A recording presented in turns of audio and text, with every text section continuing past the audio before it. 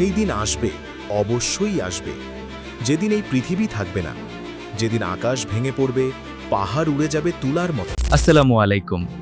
আজ আমরা কথা বলবো সেই মহাদিন নিয়ে কোরআনে, যে দিনটির কথা কুরআনে বারবার এসেছে, যে দিনটির ভয়ে নবীজি কাঁদতেন, সেই দিন কিয়ামত। আজকের এই ভিডিওতে আমি আপনাদের নিয়ে যাব সেই মহাদিনের ভেতরে ধাপে ধাপে। চলুন শুরু করি। বলেছেন সিংহায় পুড়ে দেওয়া হবে, আর আকাশ ও পৃথিবীতে যারা আছে সবাই বেহুশ হয়ে পড়বে, আল্লাহ যাকে চান সে ছাড়া। সেই মুহূর্তে থেমে যাবে সমস্ত জীবন, যে হাঁটছিল পড়ে যাবে। ভাবুন, একবার আপনি হয়তো রাস্তায় হাঁটছেন, কারোর সাথে কথা বলছেন, হঠাৎ সেই শব্দ, আর তারপর কিছু নেই। এটাই প্রথম ফু, পুরো পৃথিবী শেষ এক মুহূর্তে। তারপর দ্বিতীয় ফুঁক, কবর থেকে উঠবে আদম আলাইহিস সালাম থেকে শেষ মানুষ পর্যন্ত সকলে। কোরআনে বলা হয়েছে তারা উঠবে পঙ্গপালের মতো ছড়িয়ে পড়ে দিশাহারা অবস্থায়। হ্যাঁ, এটাই সেই দিন যেদিন আর পালানোর কোনো পথ নেই, যেদিন প্রতিটি মানুষকে তার কৃতকর্মের মুখোমুখি হতে হবে। হাদিসে নবীজি বলেছেন, হাসরের দিন সূর্য এতটাই কাছে আসবে যে মানুষ নিজের ঘামে ডুবে যাবে। কেউ হাঁটু পর্যন্ত, কেউ কোমর পর্যন্ত, কেউ কান পর্যন্ত। এই অপেক্ষা চলবে 50,000 বছর ধরে দুনিয়ার হিসেবে। সেই ময়দানে কেউ মাকে চিনবে না, বাবা সন্তানকে ছাড়বে। সেদিন শুধু একটাই চিন্তা, আমি বাঁচব কিনা। তারপর আসবে আমলনামা। প্রতিটি মানুষের হাতেই দেওয়া হবে তার সারা জীবনের কর্মের হিসাব। একটি কথাও বাদ পড়বে না, একটি দিনও না।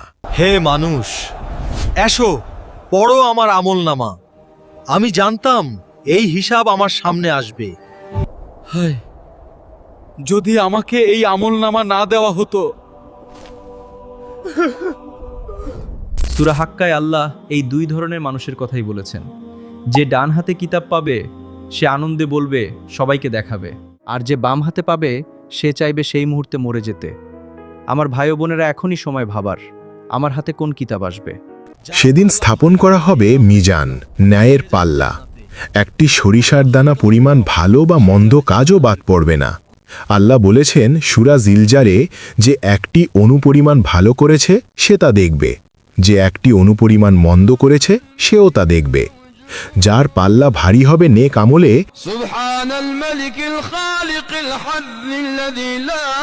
নবীজি বলেছেন পুলসিরাত হবে চুলের চেয়েও সরু, তরবারির চেয়েও ধারালো।